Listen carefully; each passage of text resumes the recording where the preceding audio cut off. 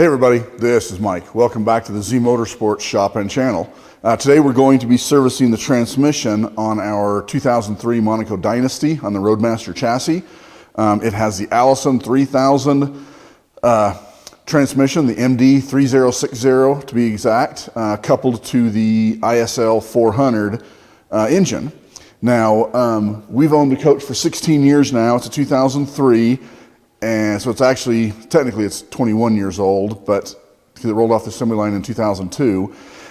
But when we bought the coach, I want to go over and get a little bit of history here. When we bought the coach, it had 58,000 and change, like 58.3 I think it was. And right shortly after that, I serviced the transmission at around 60,000. It now has it's just under 140. It's like 138 and almost 139. So let's just say 140. We serviced the transmission twice in the time we've owned it, at about 160, and then again at at 60, and then again at about 100,000 right before our trip to South Texas. I want to say that was back in about 15, and then now at 100, let's just say 140. So first time, so this transmission we serviced it at about 40,000 mile intervals. Now that's fairly premature as far as mileage goes, and it's a little bit over as far as time and what they go off of. I'm not as big a believer in the time aspect as I am the mileage, because that's where your wear and so forth comes from. I think a lot of times they put these times in there because it might be going into more of an industrial equipment and so forth, where they're tracked by hours rather than miles. But that's just my take on it, so I don't want to get into a big debate. This is how we're servicing ours. So now, while we're under there, I'm also going to service the differential. We service the differential, I want to say we service the differential at 80,000, and then now at 140. And I think the spec on that was at 100 is when they recommend changing it. So we changed it a little bit prematurely the first time, and we're changing it a little bit prematurely this time. But there again, it's got some time on it. I've been using synthetic fluid, differential fluid in the rear end. You can use petroleum base. I use synthetic just because I feel like when the time's sitting and the oil's dripping off of the components in there, bearings in particular, and also the ring and pinions and so forth, it seems to leave a little bit better protection film behind when it drips off. So for the duration of time between, I think the synthetic maybe does a little bit better job, in addition to the wear characteristics and the heat that they generate. So that's why I'm choosing to use a synthetic. It is more expensive, but you don't have to use a synthetic. I think all they call for is a GL5 specification on it, which that covers a good wide range of petroleum and synthetic gear oils. Now, getting back to the transmission, I'm not going to spend a lot of time on the differential because it's pretty basic. You just pull the drain plug out, drain it out, check it, inspect it, put the drain plug back in, and fill it. And I believe mine takes, going back through my notes, mine takes 14 quarts. So I have 14 quarts, and there's no sponsorship or anything here. I bought this, paid full price for it. I've been running the synthetic 7590. I've run Valvoline synthetics in Jeeps, in race cars, in RVs. That's just my brand of choice. So put whatever you want in yours, but that's what I'm using. Getting back to the transmission, there's two sumps available on the 3000 series Allison. There's a 2-inch sump, and I believe it measures about 1 3/4 of an inch. I've only personally run across a 2-inch sump once on my years of wrenching. The most common one is the 4-inch sump, and it measures around 3.5, 3 5/8 of an inch deep, which is what I have. And those filters measure, I believe they're right at 6 inches is what they measure out at. Yep, they measure right out at 6 inches is what they measure out at. The part number for this, and I'll put this kit in the description, but the part number for this kit is a 295-58329. It comes with the gaskets, the O-rings, and the 2 filters. Now, I've also used the Wix one on other coaches that I've worked on, so it's a good filter as well. Those are the only 2 that I have personal experience with. I know that number crosses over to a lot of other ones. Excuse me. But the Allison and the Wix, or the Napa Gold rather, which is also the Wix, are the only two that I have personal experience with, and if you put the two side by side, you couldn't tell the difference. They have a similar weight, they have the mesh, they have everything is very similar to them. So those are the only two that I've had personal experience with. When we go under the coach, I will show you how to measure. You can also get the number off of your ID tag on the side of the transmission, but I know what mine takes because I've got it written down in my notes. So if yours has a synthetic fluid in it, it's going to be a TES 295 specification on it. You'll want to put that back in it. If it was not spec'd out with that, I believe, don't quote me on this, I think it was like a TES 389, which was the Dextron version, non-synthetic.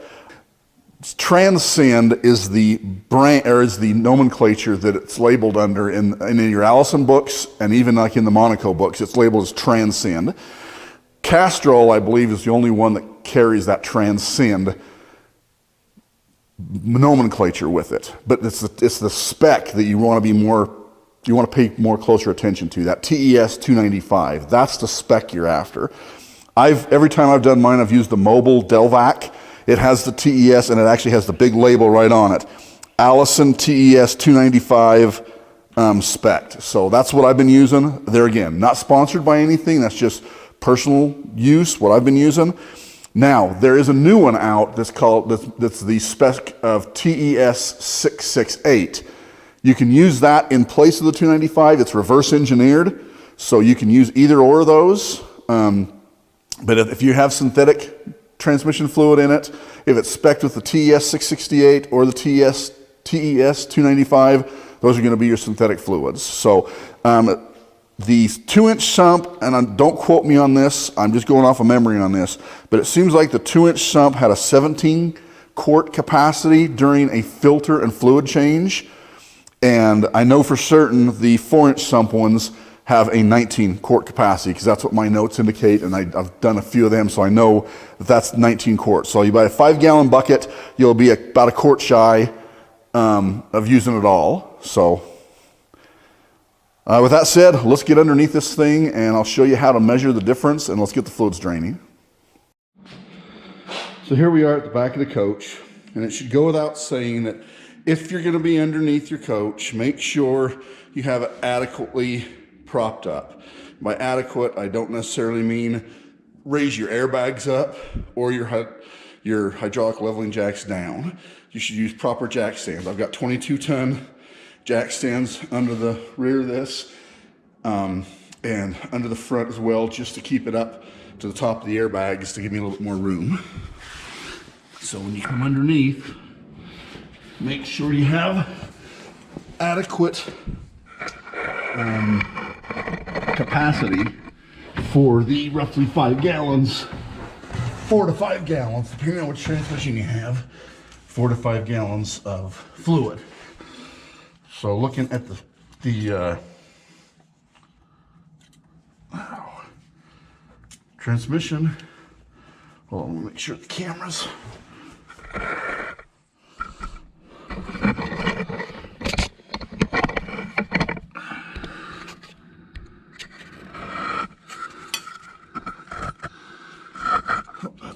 Okay, looking at the transmission here, that is a 3, from the mating face to the transmission to the actual flats down there is about 3 inches, closer to 3.5 to the lowest point of your sump. This is if you have a 4-inch sump, it's actually closer to a 3.5 inch measuring.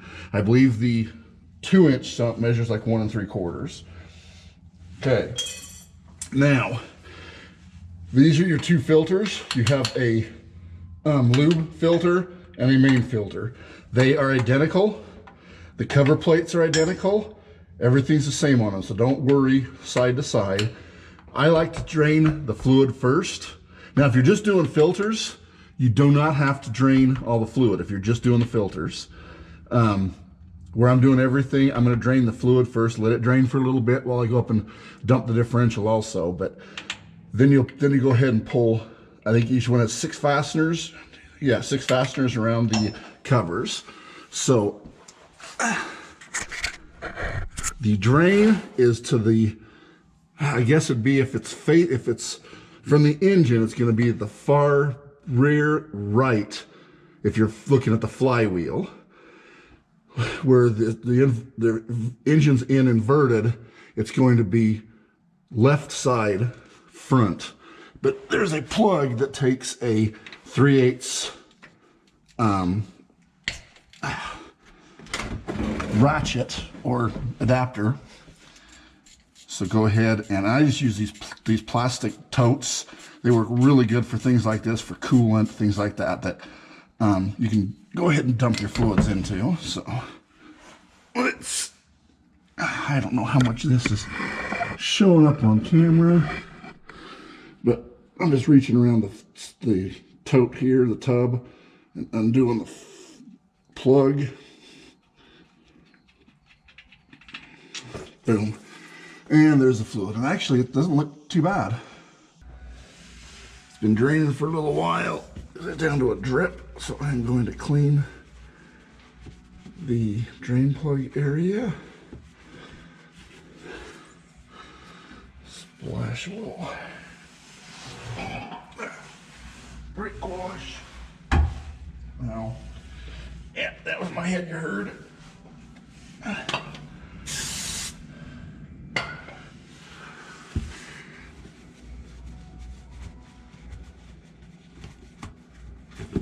Okay, let's thread the drain plug up into place. Now this gets torqued to 18 to 24 foot-pounds.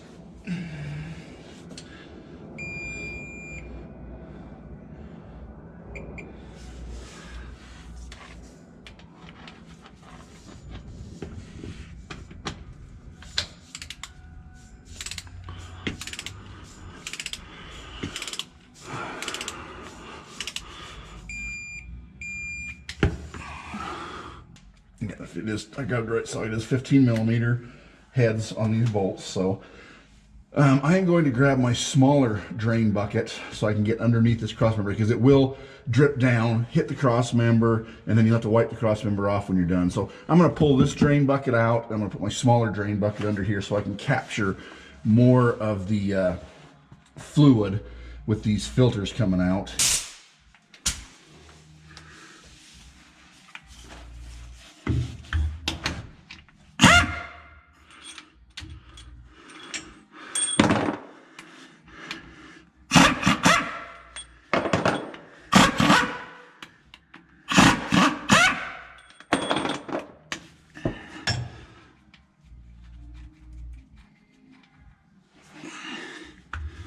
And I can't quite grab that one, so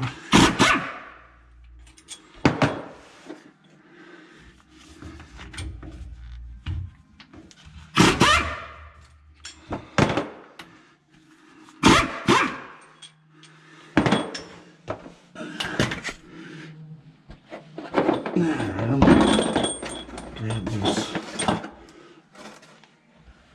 bolts from the bucket, so I'm digging out of the fluid.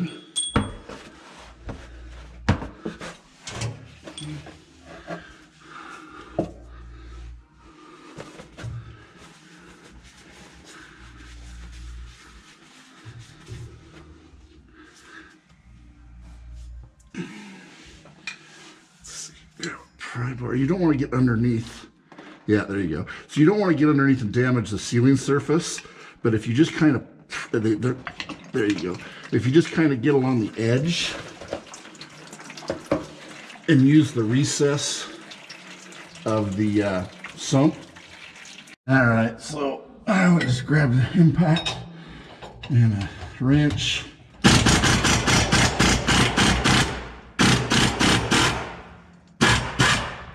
Not that big of a deal to drop the cross member, I guess. So what I did is loosen the driver's side and then zip this side completely out, and I will just pivot it out of the way like so. There we go.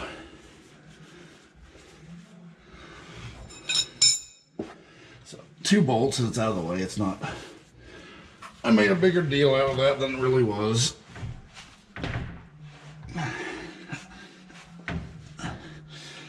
Now get myself under here a little further. And there's the filters and the last couple of bolts. Okay, so we'll just let that drain off into the bucket for a few minutes. No, switch everything over and reassemble it. All right, so we're over at the solvent tank. I've got all 12 of the fasteners cleaned off and blown off in the solvent tank. So we'll remove, or just without spraying it all over, remove the filter. Actually, I'm looking down inside and looking for metal particles, and it actually looks pretty decent. It's oil soaked, obviously, but it's not, I'm not seeing any debris down in the pleats, which is a good sign. So these can go over in the drain bucket. I'm not sure if this has torque instructions. I got the torque specs written down anyways, but I'm not sure if this, yep, this has the torque spec. So you want to look at this. The drain plug for the sump was 18 to 24 pounds and 38 to 45 on the lube and main filter. I generally took in about 40 large, thick O-rings and 2 smaller O-rings and 2 gaskets as well as the 2 filters. Now, these are interchangeable. You can move them side to side. However, they are orientated in a certain position, so you want to make sure you put them in correctly there. Filters, same thing. It doesn't matter which one goes where. They're both the same media. They're both the same filter.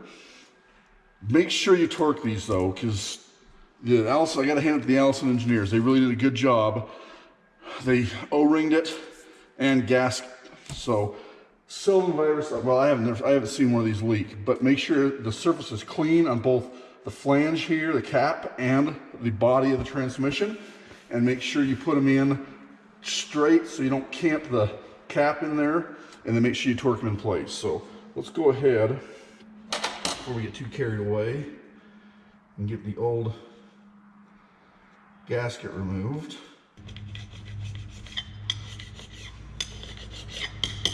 Okay, I've got the big O-ring pulled off.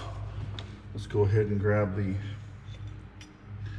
small O-ring off of there, and then that can go in the solvent tank. And let's do the same thing to the other one. O-ring. It looks like all the gaskets come down with the cap, so I'm pretty certain that there's nothing stuck up underneath it, but we will double check that after going through all this work anyway. So now, I'll grab some Silglide. Those of you that follow me over in Garage Journal know that this is my, I use the snot out of the Silglide, so go ahead and apply some Silglide to the O-rings, and it goes, the large one goes all the way down to the bottom.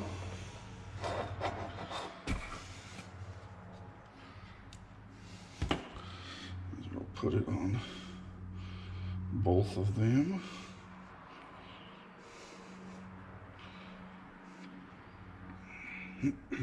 You could also use just some regular ATF, some transmission fluid while you're putting everything together, but there again, those of you that follow me over there know that Silglide is my lubrication of choice when it comes to O-rings and packings and seals and so forth. A little bit left there. Now on this upper one, you want to, well, the other one too, but mainly on this upper one, you want to make certain that you don't roll the O-ring. So there again, I just kind of draw a little bit of the lube and the O-ring through my fingers so it's all coated.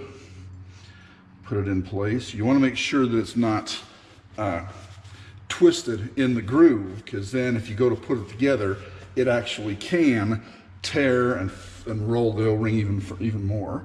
So I'll just start it in the groove there. Lock it with a couple of fingers. I'm hoping this is showing up. Lock it with a couple of fingers and then just pull it around and make sure that it's not twisted in the bore,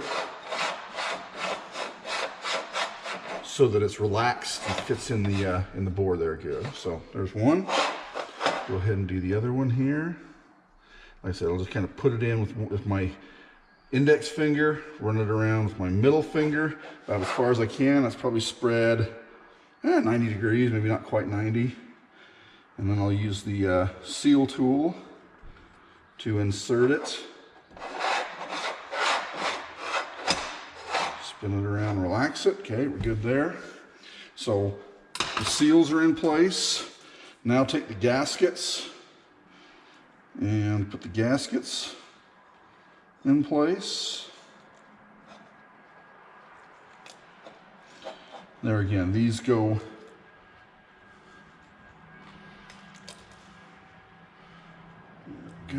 These are symmetrical side to side, but you do want to make sure you get the gaskets on correctly and the bolt holes are not symmetrical around them. So make sure those are orientated correctly. And then I'll take a little bit more seal glide, run it around the seal in each of the filters.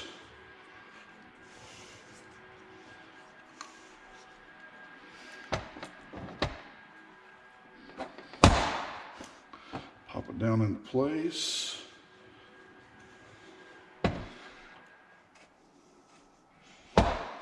Down into place, and those are ready for reassembly. And it doesn't look like there's any residual gaskets left over, but I am going to just run that.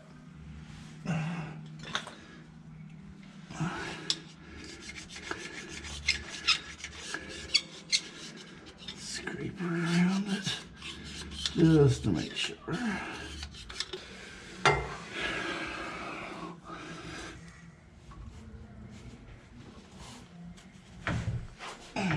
Now, get the bolt pattern lined up.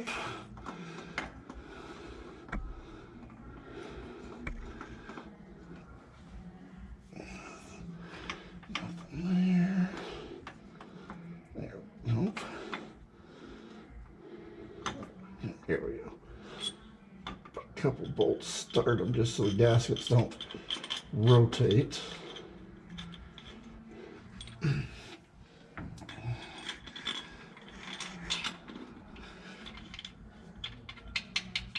Okay.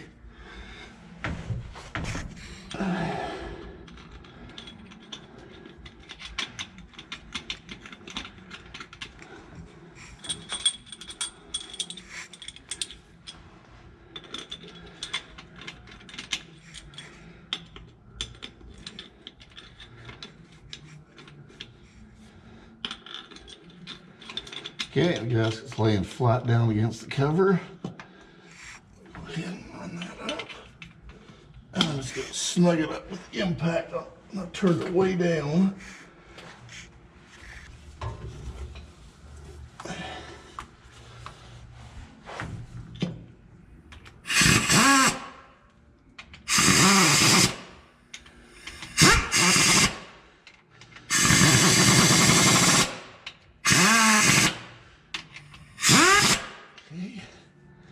There's one in. Now I might as well just do the other one and then grab the torque wrench. Okay.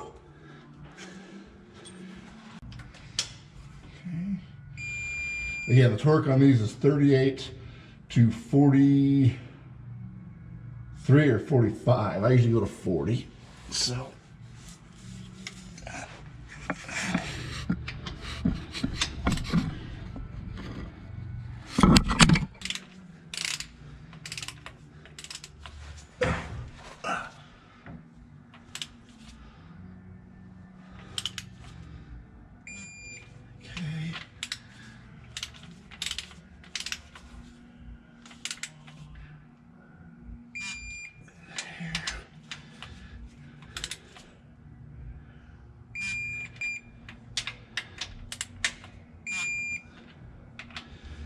think all we have left here is to clean the oil off, bolt the cross member back in place, set that torque wrench out of the way.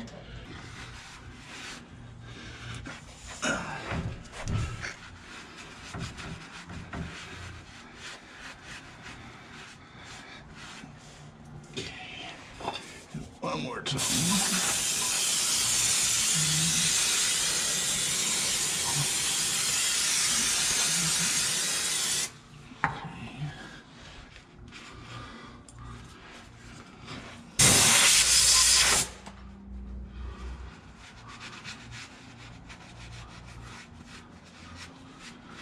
All right, well, that's pretty much buttoned up down here. We'll go up and